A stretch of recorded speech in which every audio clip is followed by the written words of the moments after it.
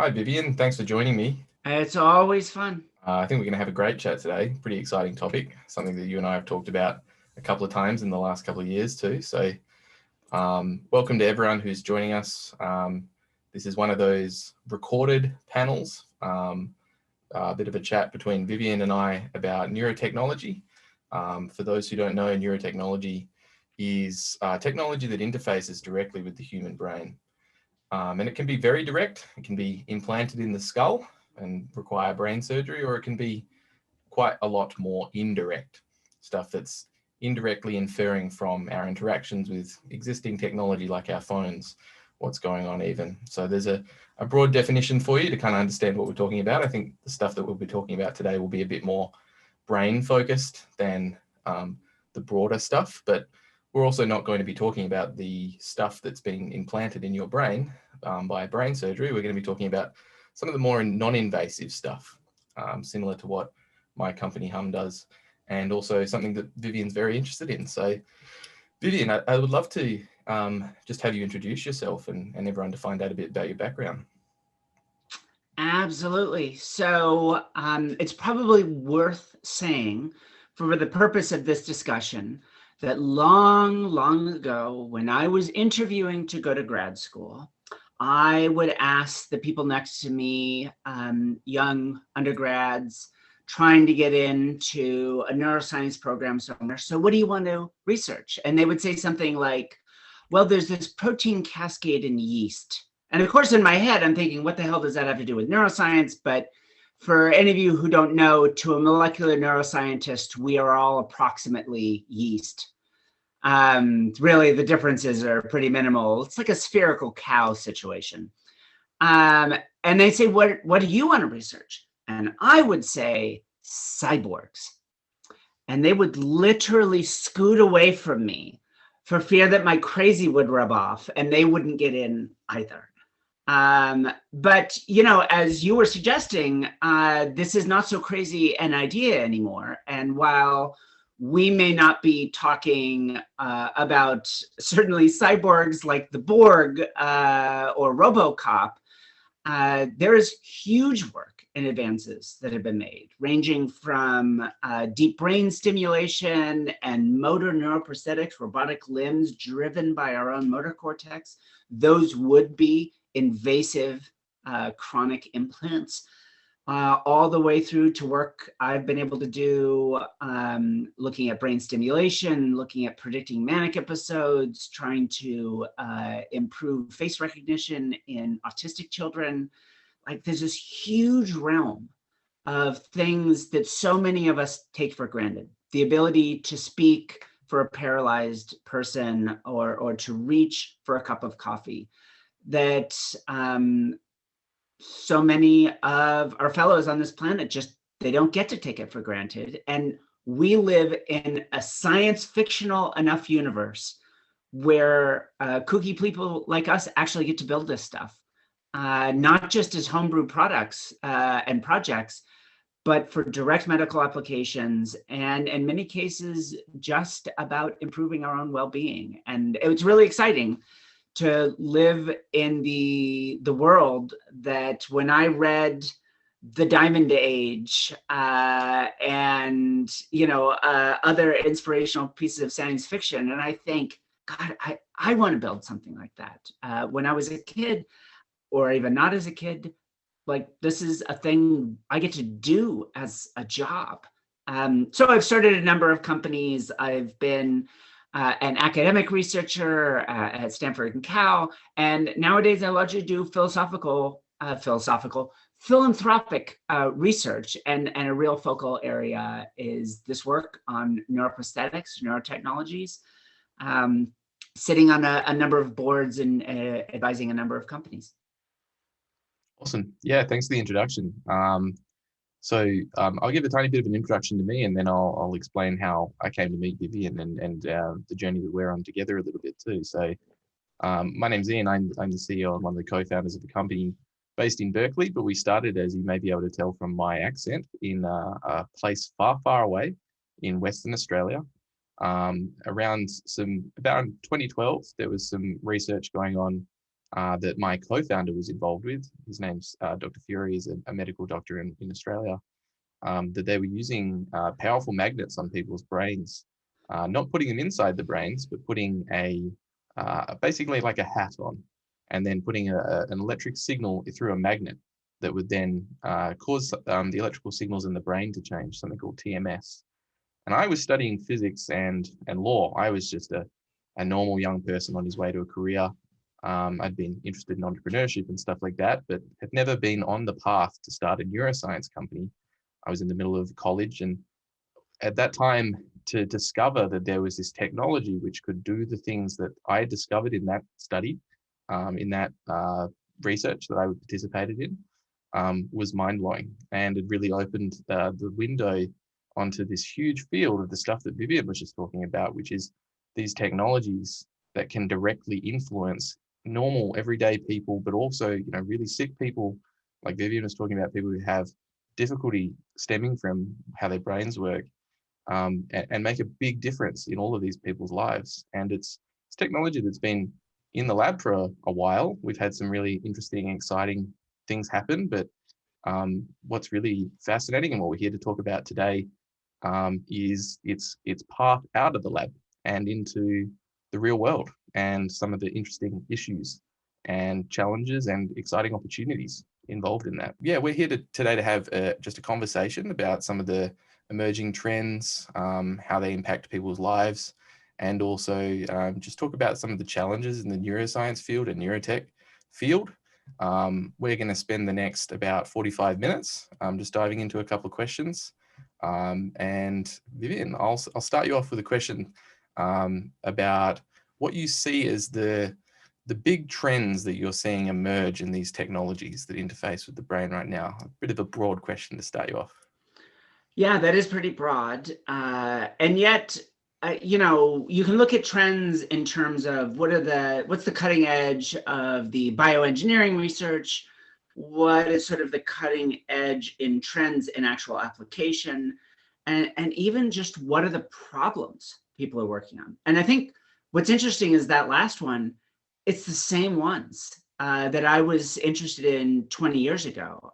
On my website for decades, I had just this little inexplicable line, unless you were an aficionado of scientific publications. It said, what if it was 20 plus or minus 2? And it was a reference to this, one of the most influential and famous scientific papers of all time, certainly psychology papers of all time, where the title was The Magic Number 7 plus or minus 2. And it was talking about the earliest work establishing this concept of working memory, how much things people can keep in memory at any given time. And it relates to attention, it relates to the complexity of an argument you can follow. And it turns out it's interesting more than just as a passing scientific curiosity. A paper just in the domain of COVID-19, people with larger working memory spans were more likely to wear masks. They show lower infection rates. People with larger working memories, roughly a half of a standard deviation of increase in working memory span. So I already gave you that spread, 7 plus or minus 2. We'll skip defining what those numbers mean. But let's just say, you're an 8 or a 9. Turns out that ties into about a 30% increase in wages and earnings. So like these are real world variables. And 20 years ago, when I was going around telling people I wanted to build cyborgs, that was actually what I meant. I've done work on cochlear implants, which is probably the neuroprosthetic most people are most familiar with.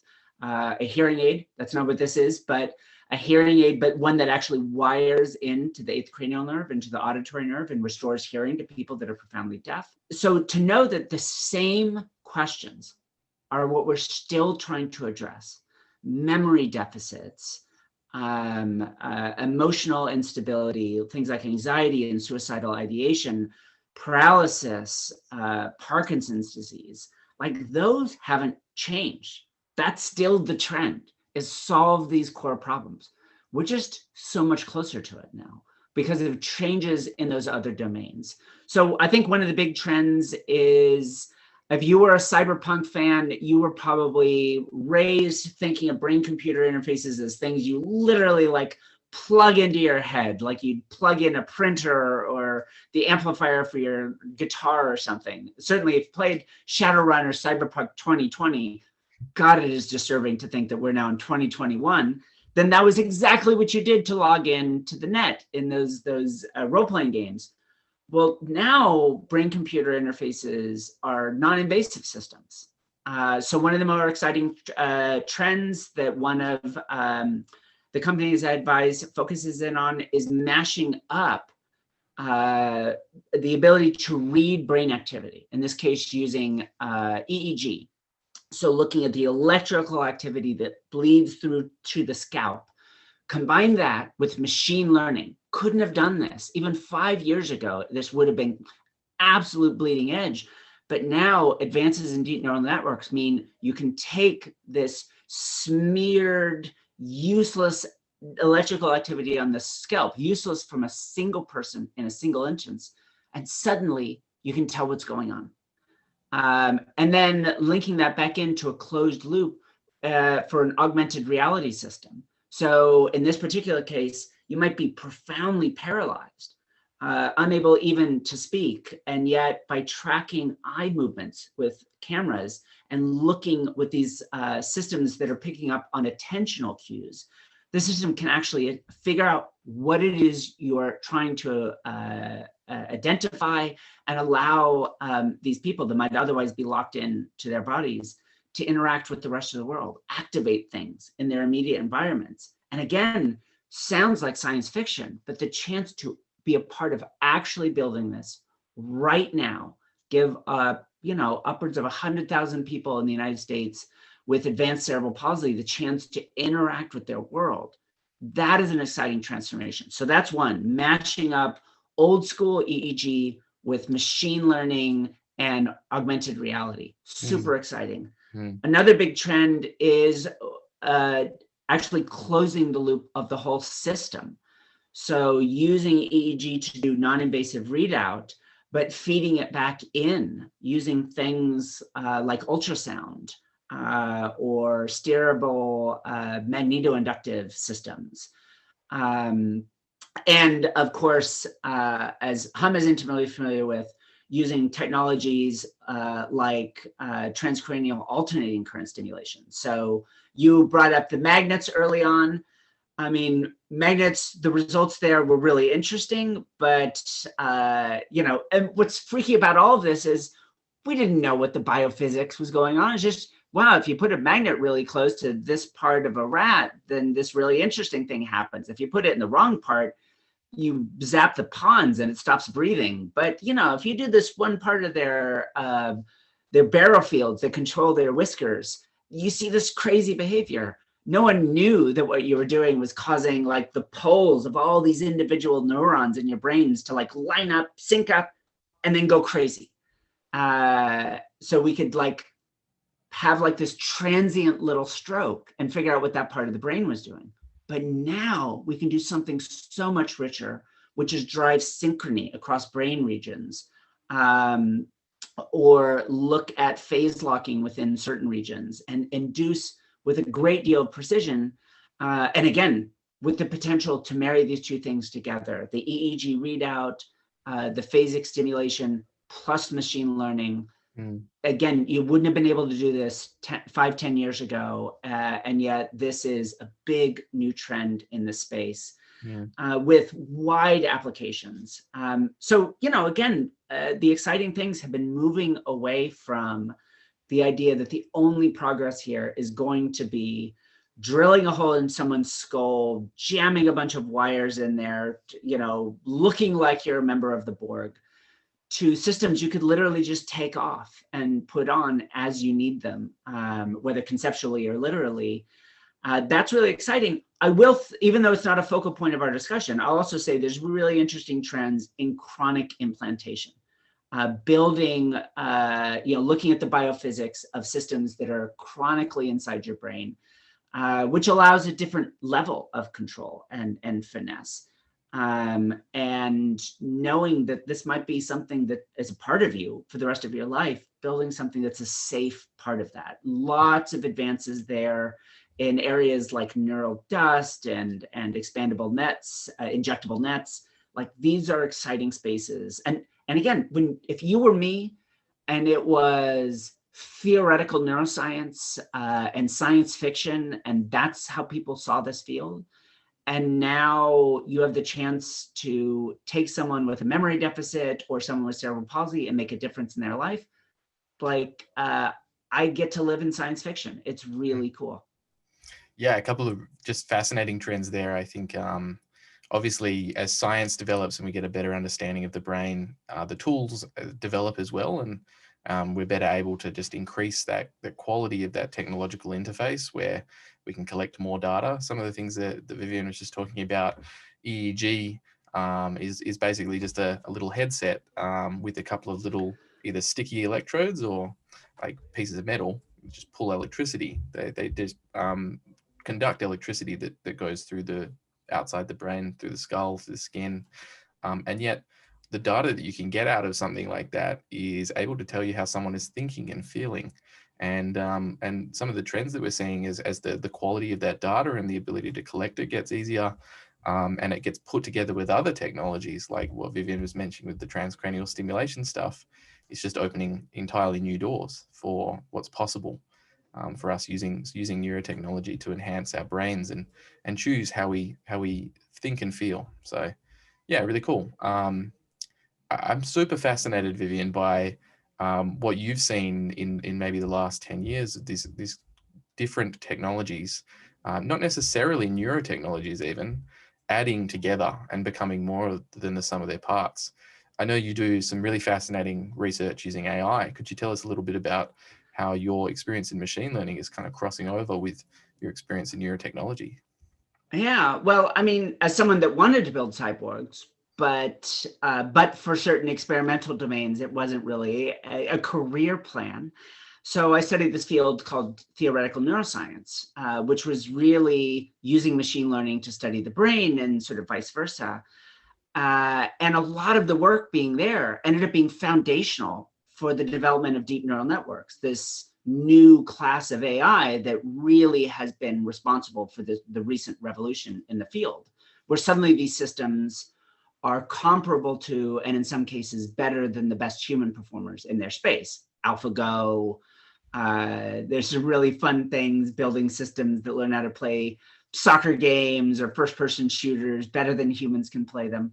And seeing those things come out left me with the sense of, what if we did this in education? What if we did this to combat bias in workforce? And again, for me, this was very early days, but in a couple of cases, this tied right back to neurotechnologies, at least with a slightly broader definition. For example, one time someone said to me, hey, I have this wonderful startup idea, but I would drop it all if you could help me figure out how to do bipolar disorder. And it put a bug in my head, and I couldn't drop it. I spent the whole night reading papers about bipolar. I mean, I'm a neuroscientist. I know what it is, but I'm not a neuropsychologist. I don't know the fine details of the research in the space, or I didn't at the time.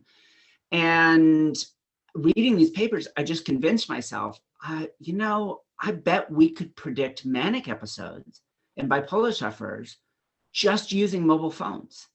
And then the craziest thing happened the very next day. I joined the board of a small startup that was building technologies to track people's emotional lives on their phones. Like, it was the perfect moment. And then to make it even better, one of the employees, so I said, I'll join the board if they let me build a system to predict these manic episodes as a side project. And one of their employees said to me, in confidence at the time, hey, I have bipolar. I overheard you guys talking. You can use all of my data. And sure enough, we were able to use, without a direct interface at all, just based on GPS, gyroscope, accelerometer data, some other things, but like movement data turned out to be really informative. We could see evidence of an emerging manic episode long before they were aware of it, in some cases 3 weeks ahead of time. So, we can really think about invasive neurotechnologies, or what I call funny hat, the non-invasive, but you still got to wear this big thing. But in fact, we can affect who we are just using the data that exists out there in the world. Anyone who's thinking right now, can't you do bad things with that data as well? Hell yes. Yeah, of course you can. And in fact, that was part of the heartbreaking part of that research is we could see people in our data set clearly having manic episodes. And we couldn't do anything about it because doing so would, for example, might disclose to their employer that they are bipolar.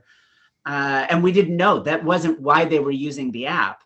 This was not a medical app for them to get a diagnosis. So we felt trapped, like we couldn't do anything about it. So we've relaunched that project as a purely philanthropic one now, just to look at what we can do. But that broadens our horizons on what's possible in a space like this.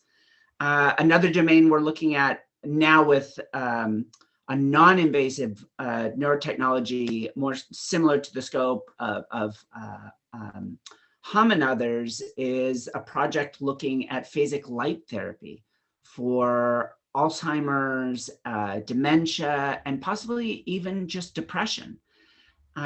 So one could look inside the brain using an EEG and see that, particularly when you think about a lot of very human complex type behaviors, like a lot of language and a lot of planning and memory things, you see a lot of activity in a certain frequency range, particularly around like 30 to 40 hertz, what's sometimes called a gamma band. And it turns out this group at MIT were just kicking around this idea. What if we flashed really high intensity light at that same frequency range, paired it with a sound in the exact same phase?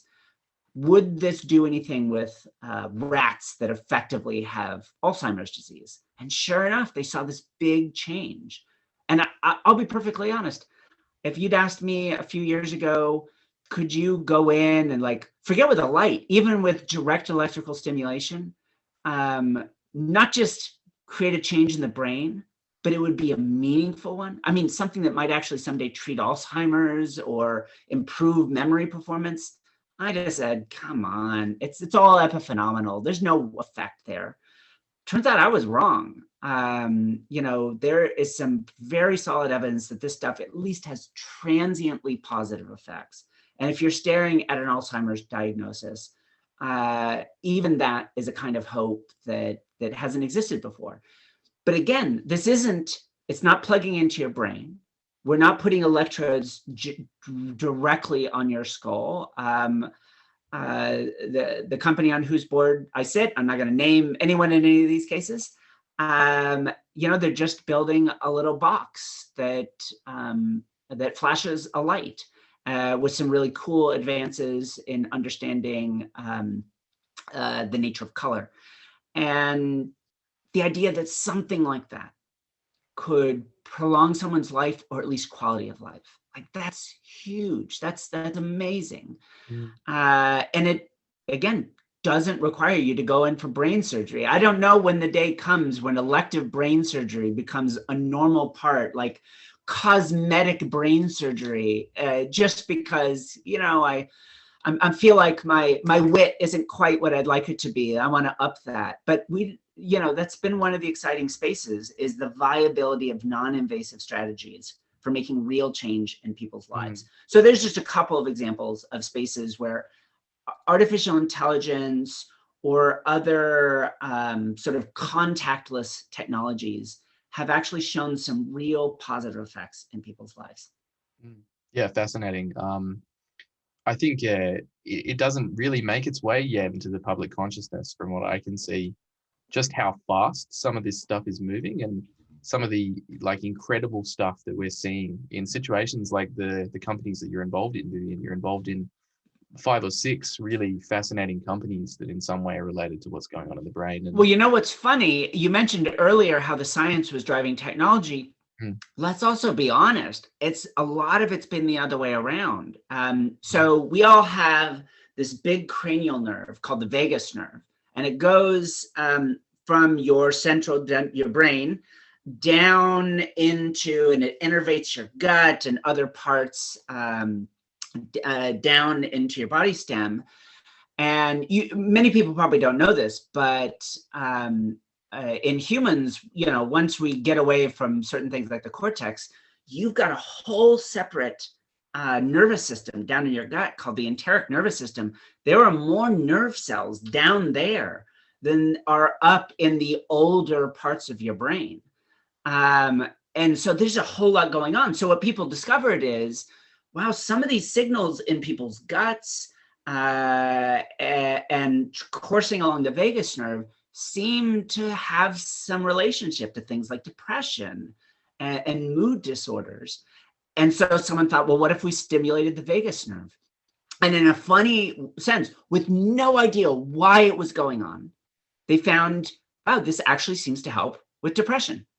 And then they started following it up and up and up, and it got into what I guess we're going to call deep parts of the brain, because what we are talking about is called deep brain stimulation, getting up into the basal ganglia and these other deeper brain structures, and they stimulate there. And not only was it addressing depression, but things like Parkinson's, which seems completely unrelated, and it seemed like it would treat everything. And we didn't know why. What a crazy thing to let technology, sticking this electrical stimulation, and people try phasic stimulation, and they just try a direct current and all these different things, and it helped. And people didn't, it's only recently they would just begun to get ideas of what's really going on in the biophysics of that process, much less the neurophysiology more broadly. And so knowing, and being honest about it, like in some of the cases here, the tail's wagging the dog. I guess our dog has like a lab coat on and a degree from Caltech, and the tail is industry, or at least medical application. Because if it makes someone's better, just follow it. It's certainly not unique to neurotechnologies, right? We see this a lot in neuropharmacology as well, the treatments for schizophrenia and depression, SSRIs and others. For the longest time, we did it because it worked, not because we knew why. And maybe one of the best examples is actually a bipolar disorder. Like, why does it work? And why does it only work on half of people? It's amazing that this has been a standard treatment for a major neurodisorder, maybe the biggest one. And we didn't understand it until essentially the last decade, what was going on. So, I guess I used to joke when neurotechnologies, go full in industry and you have to have a customer service department, then we'll start to really understand how this stuff works. I mean, I love science, but it can be a little plotting sometimes. Things are accelerating. Fascinating. Yeah, when you were talking about maybe the dog in the lab coat, one of the things that I was thinking was there was this funny product a couple of years ago. I don't know if you saw it. It was an EEG, one of those brain sensing headsets for dogs, so that you could put it on when your dog was barking and you could combine that with like their bark data and find out what they were thinking and feeling. So yeah, what a time to be alive, hey?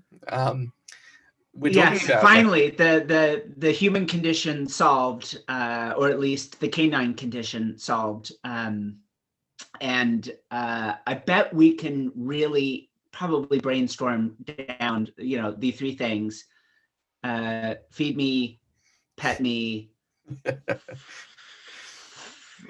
We don't need to speculate further on what it is doggy wants, but I got to go walkies. Yeah, I guess even just segueing from the dog example, I mean, the dog's brain is so much less complicated than the human brain, but even then, that was a really challenging problem, and it was a hard product to build, partly because we don't know a lot about the dog brain, but to talk about the human brain, I think it's clear, like listening to the things that you're talking about, as we learn more, we're having some incredible capabilities pop up for things that we can do, helping people with Alzheimer's and the other things you mentioned, but just as exciting is the fact that we know so little still about the brain, and there's so much to learn and so much more to discover. And so I really think that a lot of people don't realize how this century, I think, is going to be something of an awakening about how we experience our lives and use our brains, because we're just learning so much and having so many cool discoveries. Yeah, you'll often come across people saying, we know nothing about how the brain works, or others that think we've nearly figured it all out. It's one of those classic cases where my rule of thumb is however complex you think it is, it's more complex than that. But that does mean we're learning, right? The advances have been huge. It just turns out, oh my goodness, there is so much more nuance here. There's transcriptomics and large-scale brain networks and synchronous activity and everything from the molecular scale to the entire body and even distributed beyond that. Recognizing one of the things we've done is recognize how big and complex the system is that is our brains, that's us really when it boils down to it. And that's why there are so many ways that you can tap into this. When I was younger, I can think of a couple of the domains in which people were putting the most effort into neuroprosthetics. I mentioned one already, cochlear implants. The other that was sort of hot at the time were motor prosthetics, an exploratory space, but the first human work had been done. And there's a good reason why those two were so far ahead of everywhere else, because inside your ear, there is essentially like the keys of a piano, all laid out by frequency, from low to high, and then it's kind of all wrapped up. And so you could just stick a bunch of wires in there and stimulate these different frequency places, or what's called tonotopy, in the cochlea, this inner ear part, which is technically, a part of your brain, or at least directly innervates a part of your brain. And so in that sense, it's simple relative to the rest of the brain. It's simple. Turns out the motor system had something kind of similar. We have this stretch of primary motor cortex, M1, you might call it. And in it, basically, there's like a whole map of our body, including little sections that are hands and tongues and arms.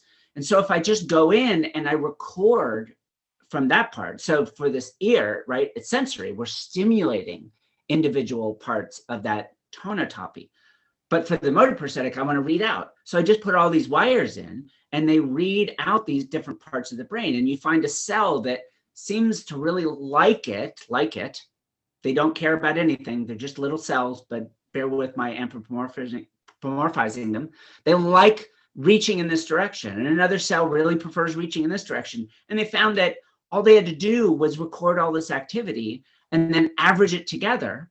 And if predominantly the cells were reaching here, that's how the robot limb reached also. So it required so little understanding of the actual brain function to make progress that we were able to make progress.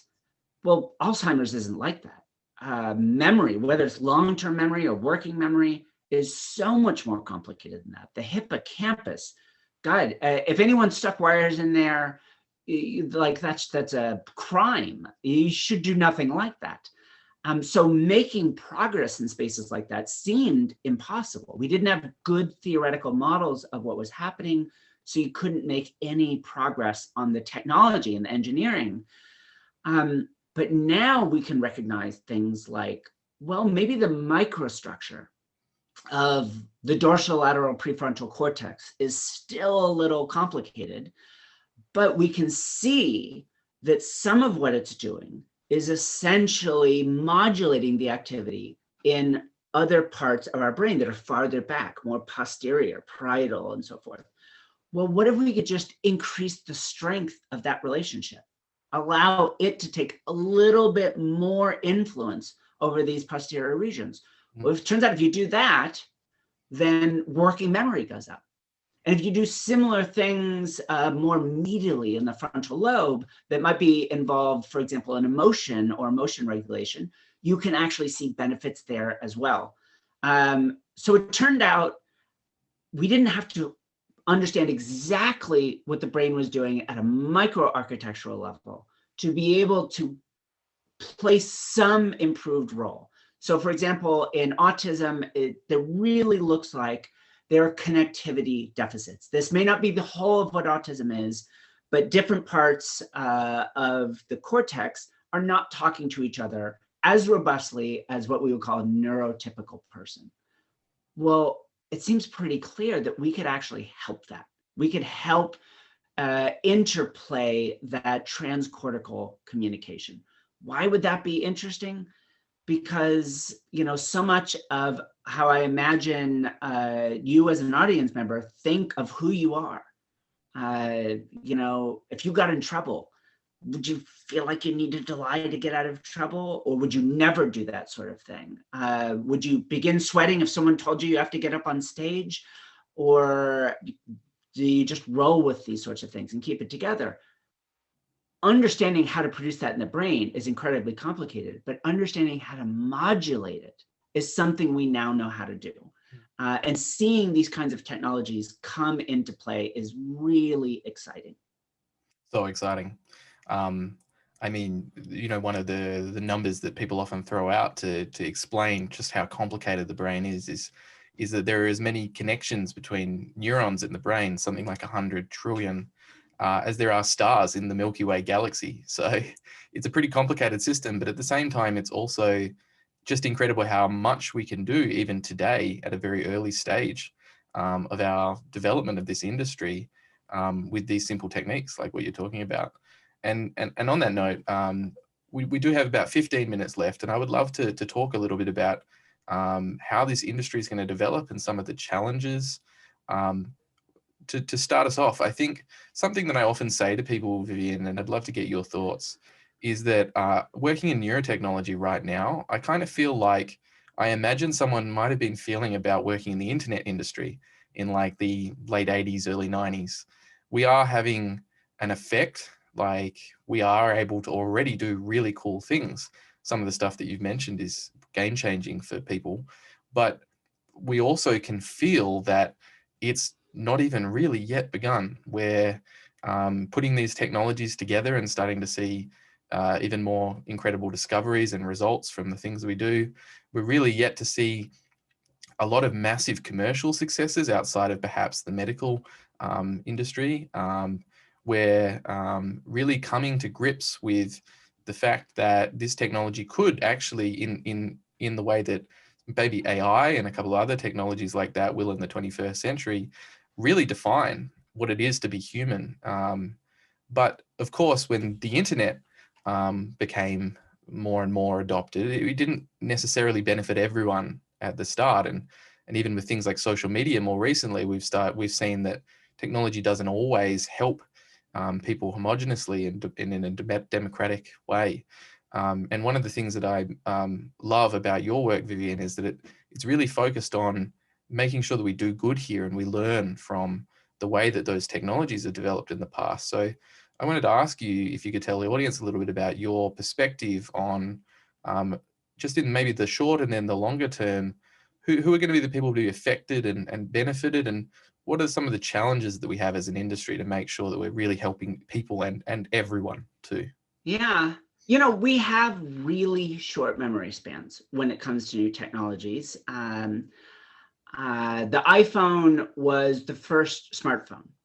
Well, that's funny because before the iPhone came along, I owned an HP Windows CE phone, and I had a Handspring before that and a Philips Nino before that in the 90s.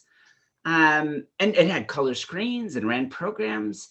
I actually loved my little Nino. I'm sure now it would feel like I'm carrying around a whole computer with me with no power whatsoever, but still, it existed long before the iPhone. You know, it's 10 years before the iPhone came out. The first genuine smartphones existed. Nobody remembers them anymore. Steve Jobs invented the smartphone. AI, Jeff Hinton's lab is a famous AI researcher. They won an image recognition contest in like 2006 using the very earliest kinds of deep neural networks. And within a few years, that technology really took off, and now it's everywhere. I mean, in some ways, ways that we don't appreciate. Like I love, particularly my wife loves, who has hearing loss, that she can hop in a video chat and in real time, a conversation which will never take place again with no human doing transcription can get usable real-time transcription at the bottom. And that's modern artificial intelligence. So it essentially entered our lives in 2012. Well, no, the entire internet economy is based on AI. All those bidding wars for your attention involving ads, that's all artificial intelligence. We just don't think of it that way. We've sort of forgotten where we started. Well, we're here in a similar place with neurotechnologies. Again, cochlear implants have been around for a long time, like decades. And motor neuroprosthetics, the first work in that space was just after the turn of the century, right? 2001, 2002 in humans. I mean, people with chronic implants driving robotic limbs or controlling cursors. There's this great video of this guy who was in a motorcycle accident, been for like the last 6 years, profoundly paralyzed. He rolls out in a wheelchair and he's got this giant thing, like literally glued to his head. It's dental cement that's in a hole and it's sitting on top of his head. And they say, you see that screen, you see the screen. This is going to be a deep cut for anyone who isn't 150 million years old, but it looks like a Commodore VIC-20 screen or something. And so it's like this giant blocky screen. And they say, just imagine you're moving the cursor. And he's like, what am I supposed to do? And they say, well, just imagine you're moving your hand in a circle, which he obviously can't do. He's profoundly paralyzed. And then suddenly the cursor starts to shake and then it starts to move. And he starts screaming, holy shit, holy shit. Like this is the first thing he's moved on his body other than like his face and his eyes in 6 years. And now he's moving a cursor on a screen. And again, that was nearly 20 years ago.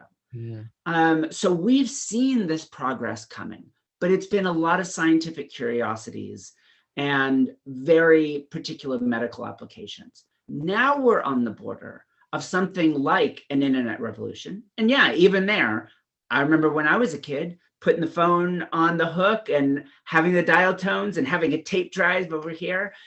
Not that engaging unless you were a phenomenal nerd that really wanted to get on early message boards. But that was the precursor of everything we know today. And you could really see that early concept there. But frankly, it was allowed to evolve in a way that people didn't pay a lot of attention to. So much of what we hate about the internet today came about just because we let people move fast and break things. Yeah, that's a little bit of a dig, but let me ask you quite honestly, I don't think of Mark Zuckerberg as a villain. I don't love Facebook, but I don't think he's a bad guy. But do we really want Mark and Elon Musk and a handful of other billionaires that have been first movers in this space? They all have neurotechnology companies. Do we want them deciding, the industry norms for our own brains? Do you want Facebook in your head? It'll be another domain to gather information about who you are, except here, better than you know yourself, like deep information. And this is a field that already exists. Neuromarketing has had many successful startups, actually. Huge acquisitions have happened in this space. Understanding how our brains are responding in ways we can't even control. That's terrifying, and justifiably terrifying. I'm not worried about the Borg.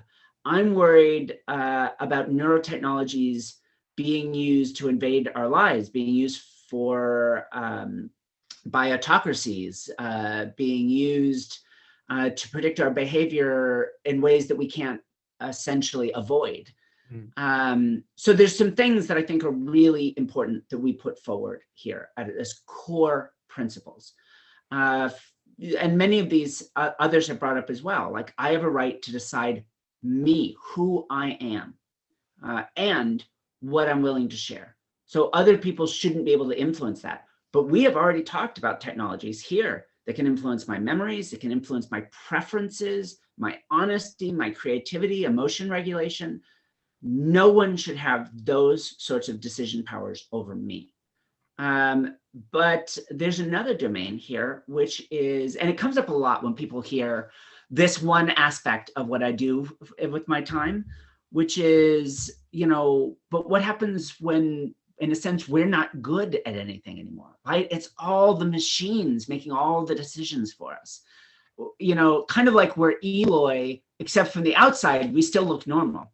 We're all just little kids that never had to grow up because we have our own built-in parent making all of our decisions for us. Here's something I believe deeply. It's not just about neurotechnologies, but I actually developed this philosophy working in neurotechnologies. I should not only be better when I'm using the technology, I should be better than when I started, when I turned it off again.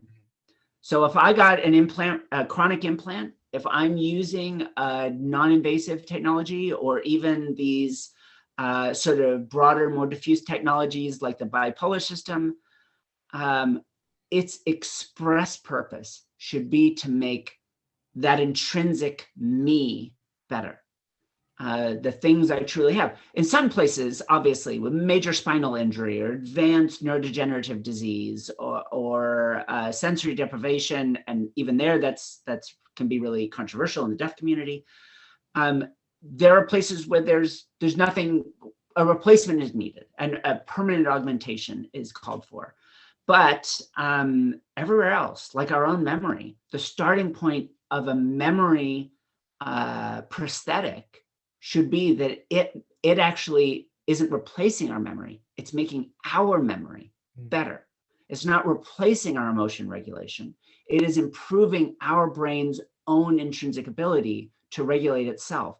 For example, improving the coupling between medial prefrontal activity and amygdala activity that defines so much, for example, of emotion regulation, fear, and even social skills, really getting mediated through these sorts of broader level circuits. So I want to build better people. And here's another thing. My son has autism, he has diabetes, he's a cyborg. I got to turn my son into a cyborg, and it's the kind of cyborg I want. Yes, I tried to develop a system. I don't want diabetes, I want it to go away. But I don't want the autism to go away. My son has a superpower. Someone walks into a room and I'm looking at a sofa through a window here, it looks black to me, but I know it's blue. But I'm an authority figure. I founded a bunch of companies. I'm really important. My employees start walking into the room and I'm saying that black sofa in there, I guarantee you, they all agree with me that it's black. Here's a cool finding. They will actually perceive it as more black simply because I planted that idea in their head. Our brains are so wired into social signals, we will change the way we see the world to fit in. My son won't. People with autism are essentially resistant to those sorts of social cues. Now that can cause problems, but it's also a superpower. They see the truth, at least more veridically than we do. So I didn't want to build something that cured autism. I wanted to build something that preserved what was special and unique about him, but also allowed him to interact with the world. I wanted to build a translation system that allowed my son and everyone else to interact with a little less friction than would normally be there, given the cue of all the secret language of faces that the rest of us get for free. So that's my last call for neurotechnologies. Build technologies that actually augment what make us unique and different, not technologies that just arbitrarily make us all the same. We'll all be these smart, well-regulated, and largely indistinguishable people. And let me tell you, I am waiting, especially now that all these kids are from home, someone is going to be the first kid to cheat on a test using neurotechnologies by boosting their working memory, boosting their emotion regulation because they want to perform better under the stress of the test, whatever it might be. This is going to happen, like 2001, maybe even already happened in 2020. This is going to happen. if it hasn't already. Hmm. If someone gets that advantage, everyone has to have that same advantage, or at least the right to choose for themselves. It needs to be like a vaccine, something that is everyone's right, not just a civil right, a human right, which you can refuse, but one which is available. Because otherwise, you said it, we are staring at a future in which the definition of what it means to be human is going to change. It will change. Not maybe, not there's this cool story I read. The definition of what it means to be human is going to change. And the fundamental question is, for whom?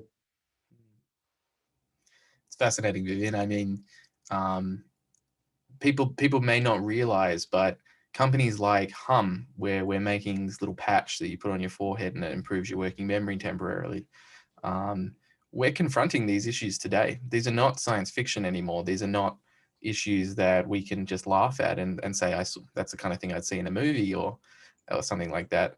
These challenges that Vivienne's just briefly mentioned in the short time we have of encouraging neurodiversity and making sure this isn't the domain of billionaires, and making sure that those billionaires and the big tech companies they run don't break our brains in the process of moving fast, or even just make our lives objectively and subjectively worse in the way that some technologies in the last 10 years debatably have. But Vivienne, we're coming towards the end of our time. I did have one little story just before we wrap up, which is just that I'm not sure if I ever told you, but I think I may have been one of the first people in the world to have ever had my brain hacked. I one day was sitting in the lab.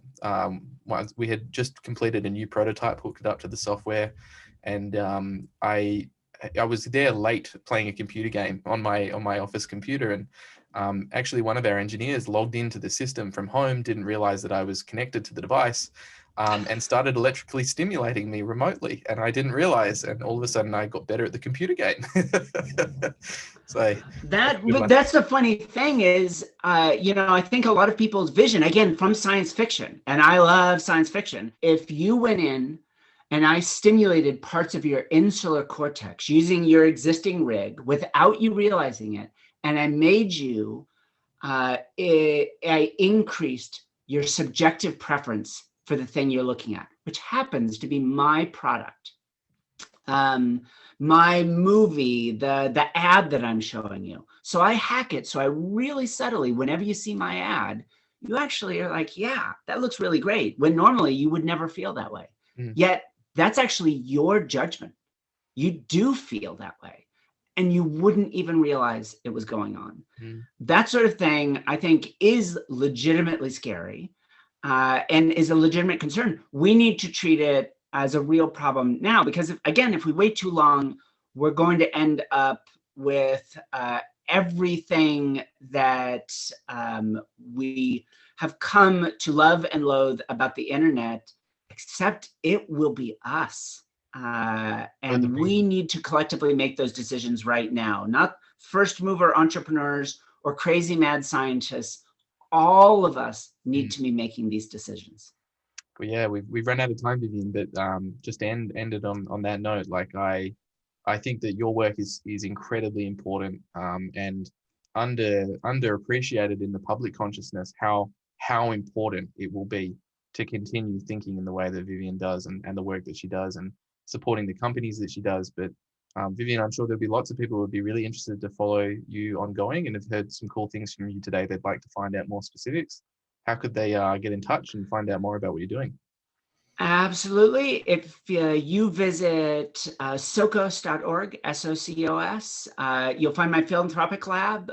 People bring us incredibly challenging problems, and if I think my team can make a difference, I pay for everything. And if we come up with a solution, we just give it away for free.